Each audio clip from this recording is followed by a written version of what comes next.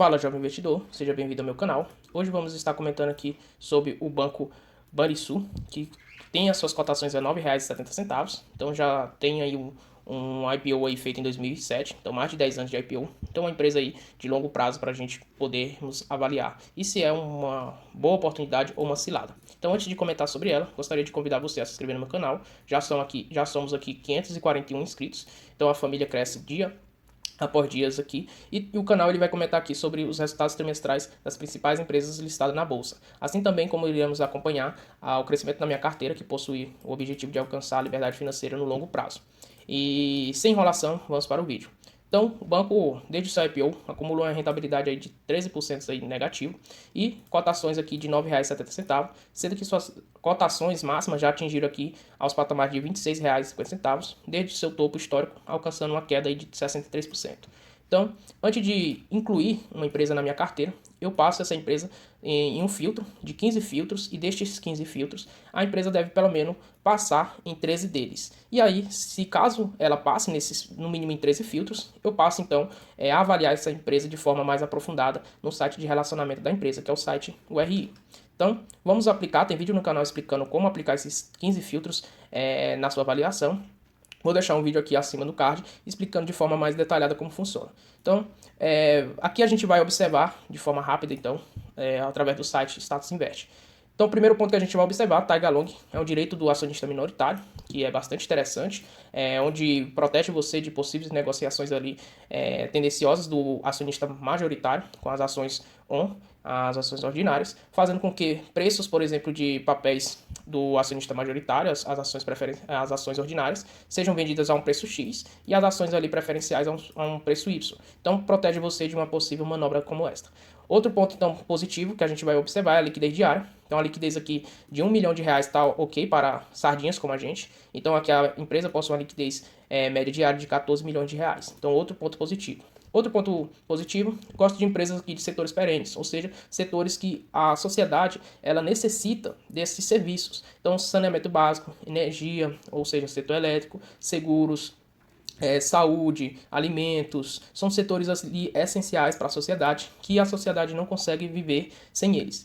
Então, outro ponto positivo, 3 pontos positivos aí já se enquadram na referente empresa.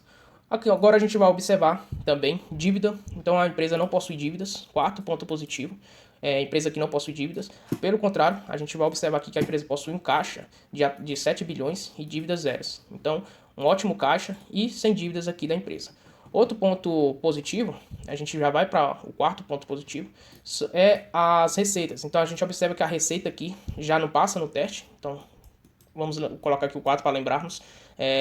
As receitas, então, elas devem ser crescentes, irá oscilar, é claro. Então, por exemplo, em 2012 a gente tem uma receita aqui, 2013 uma receita crescente, 2014 menor que a de 2013, 2015 maior, 2016 menor, 2018 maior. Então, você observa que nesse exemplo hipotético, as receitas elas estão crescendo, porém oscilando há alguns anos para baixo, mas elas tendem a crescer. O que a gente não observa aqui, por exemplo, nas receitas do Banrisul. O que a gente observa é que elas foram crescentes até 2016 e desde então elas começam a cair. Então elas caem aqui desde 2016, que foi o seu último topo histórico, alcançando aos patamares acima de 10 bilhões e começam a cair. Então ponto negativo aí para crescimento das receitas. Outro ponto que a gente vai observar, se os lucros são crescentes. E o que a gente observa é que o lucro de 2012 ele atingiu aqui aos patamares de 900 milhões de reais, menos do que 900 milhões de reais, e atualmente está nos patamares acima de 900. Então está na casa aqui dos 1 bilhão de reais.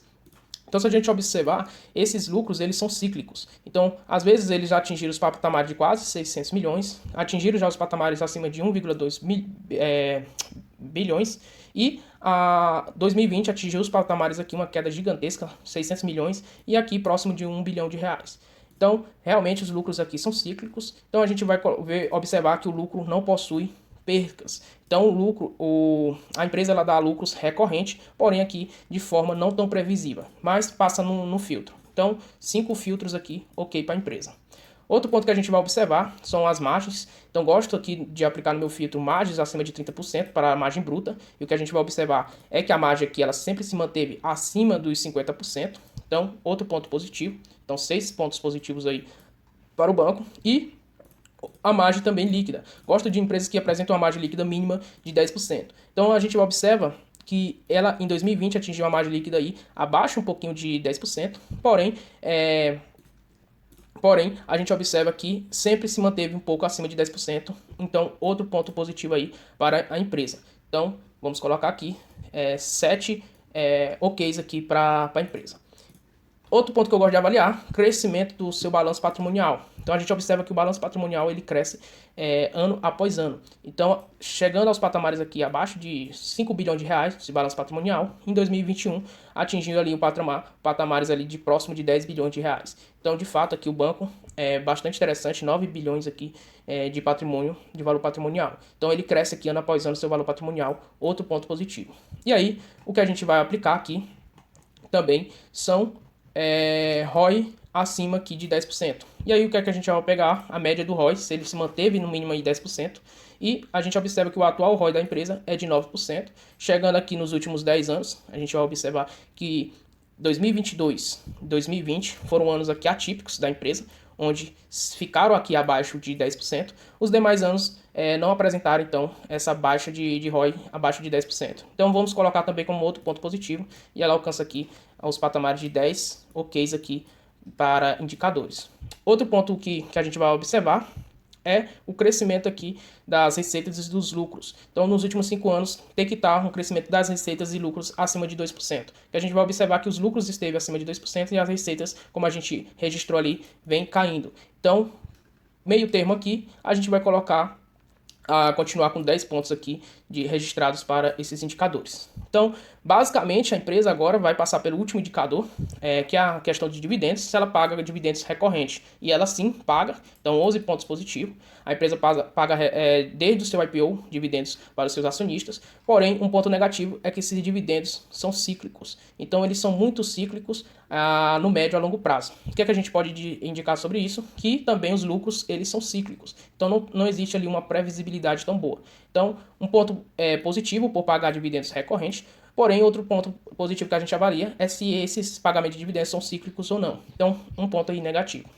Outro ponto que a gente vai avaliar é o seu payout. Se o payout ele esteve ali no mínimo 30% para os seus acionistas. O que a gente vai observar é que eles mantêm um payout médio de 40%, então passa aí no outro filtro, 12 filtros aí, ok, e a empresa contempla ali seus acionistas de forma recorrente ali, com bons pagamentos de dividendos. Então a empresa ela é uma boa pagadora de dividendos, tem lucros recorrentes, receitas cíclicas, porém nunca apresentou um prejuízo desde o seu IPO ali registrado, tem margens OKs, então as suas margens podem se apresentar apertada em determinados anos, como foi em 2022, porém as margens elas tendem aqui a serem na média 11%. Então margens aqui estão bastante apertadas nos últimos anos. E aí a gente vai tentar entender o porquê que ela está tão apertada assim no site de relacionamento da empresa. Então, para finalizar, a gente observa aqui a questão de valuation. Então, o primeiro indicador que eu observo é cotações versus lucros. E aí eu observo o quanto a empresa está lucrando e as cotações estão precificando bem seus lucros. E o que a gente observa é que o mercado ele precifica bem no médio a longo prazo os seus lucros. Então, a gente vai observar aqui que não tem jeito, cotações vão seguir resultados. Aqui em 2008 as cotações estavam abaixo dos R$3, os lucros vieram apresentando até 2011. O que é que aconteceu? As cotações dispararam para cima. E aí os lucros começaram a cair, os lucros, e o que é que aconteceu? Cotações também despencaram. Lucros começaram a subir e cotações voltaram então a dispararem. E o que é que acontece novamente em 2019 para 2020?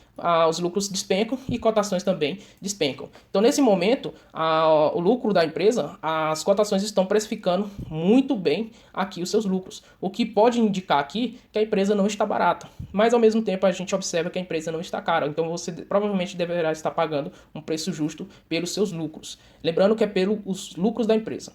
Outro ponto que a gente vai observar aqui sobre o valuation é o preço sobre o valor patrimonial. A gente observa que nesses preços está pagando aqui abaixo de 50% do seu valor patrimonial, que é de R$ 22,21 por ação. Então, de fato, isso mostra que a empresa está muito barata. Se a gente observa o preço sobre os seus lucros, a gente vai observar que o mercado está pagando 4,86, ou seja, em 4 anos e alguns meses você está recebendo de retorno em forma de lucros todo o seu investimento aplicado na empresa. Então, de fato, esses dois indicadores mostram que a empresa pode estar bastante interessante e um bom ponto de entrada. Porém, nesse indicador cotações versus lucros, a gente observa que as cotações estão precificando muito bem os seus lucros neste momento. E aí, o que é que a gente faz? Um valuation. Por fim, a gente vai fazer um valuation aqui e ver se a empresa realmente está barata ou não.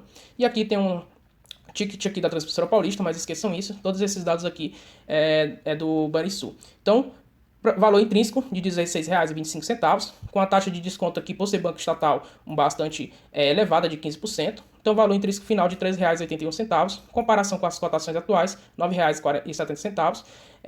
A gente vai ter uma margem de segurança de 42%. Significa que você está adquirindo papel com 42% de desconto. Então, 42% abaixo ali do seu valor justo, que é de R$ 13,81 e neste momento está sendo negociado a R$ 9,70. Se a gente avaliar pela quantidade mínima que você está disposto a receber de dividendos, que é de 7%, então você pode estar disposto a receber minimamente de uma empresa 6% ou 10%, depende de cada pessoa. Eu, particularmente, estou disposto a receber no mínimo 7%. Então, o preço máximo que eu devo pagar por esse papel é de R$ 13,34. Então, ó, pegando aqui a média dos últimos 5 anos de pagamento de dividendos, que foi de 93 centavos, aplicando então o preço máximo que eu devo pagar para receber 7%, comparando com a cotação atual de R$ 9,70, temos uma margem de segurança aí de 38%. Lembrando que no meu guia eu invisto em empresas que apresentam margem de segurança aqui do valor intrínseco de 30% no mínimo. Então, se tiver uma margem de segurança mínima do seu valor intrínseco de 30%, eu estou aportando, o que no caso aqui se qualifica, pois apresenta uma 42% de margem de segurança. Para a margem de segurança aqui de pagamento de dividendos, eu tento aportar aqui com a margem mínima aqui de 15%. Então, margem mínima aqui de pagamento de dividendo no mínimo de 15% e apresenta aí uma margem de segurança atual de 38%, então passa também nos critérios de valuation. E aí, o que a gente vai observar? Que preço importa. Porque se você tivesse investido no Banrisul aplicando R$ 1.000 desde o seu IPO todos os meses até 2 dias atrás, 31 de dezembro de 2022, você teria um patrimônio hoje de R$ 268 mil, sendo o seu custo de aquisição R$ 342 mil. Então, o seu custo de aquisição seria maior do que o seu patrimônio acumulado. O custo de aquisição não significa que é o que você tirou do seu bolso. Significa que é o seu desembolso, ou seja, o que você tirou do seu bolso, mais aqui os proventos, então, aplicados. Então, você teria tirado do seu bolso apenas R$ 185 mil e você teria um patrimônio aqui de R$ 268 mil. Então, você não estaria aqui no prejuízo. Proventos acumulados, R$ 158 mil. Com o desembolso seu, você teria um custo de aquisição de R$ 342 mil e um patrimônio acumulado de R$ 268 mil. E aí o que a gente vai observar é que você teria um total de 27.141 ações. E aqui nesse gráfico a gente vai perceber que seu custo de aquisição é maior do que o seu patrimônio acumulado aqui em verde, segundo esse gráfico aqui. Então você observa que tudo vai depender do preço. Então, se você tivesse adquirido papéis, por exemplo, nesses pontos aqui de entrada, que seriam papéis interessantes, e aí você vai observar que você teria tido aqui um crescimento de patrimônio muito maior do que se você tivesse aplicado sem respeitar aqui os preços. Então, você tanto pegou as mínimas, quanto você também pegou aqui as máximas nos aportes durante os anos. Então, o preço, de fato, ele importa. Então, se você observar aqui, se você tivesse aproveitado aquelas oportunidades de 2016, a gente observa que você acumula aí um crescimento de patrimônio de 438%. Ou vezes, certo? Então, por isso que calcular a margem de segurança ela é essencial. Então, preço, de fato, ele importa. Então, pessoal, conclusão do meu vídeo. O papel ele passou em 12 indicadores do meu guia. Então, ele não entraria na minha carteira por não apresentar pagamento de dividendos previsíveis. Então, os pagamentos de dividendos são cíclicos. Outro ponto interessante, os lucros eles são recorrentes, porém são cíclicos e não são crescentes. Receitas também, elas não são crescentes. A gente observa que desde 2016, salvo engano, as receitas elas vêm despencando. Então, outro ponto negativo. E o outro ponto que não achei tão interessante é justamente aqui a falta de previsibilidade nos seus dividendos. Então, esse aqui é um ponto que é bastante negativo para mim. Então, não passa aqui, não acumula aqui os 13 filtros mínimos. E se acumulasse os 13 filtros mínimos aqui, se passasse nesses 13 filtros mínimos, eu estaria então abrindo ali o site de relacionamento da empresa e avaliando melhor suas projeções e vendo ali seu projeto de crescimento da empresa. Então era isso, pessoal. Espero que tenham gostado do vídeo. Se inscreva no meu canal, deixa aquele like se tiver gostado do vídeo e até a próxima.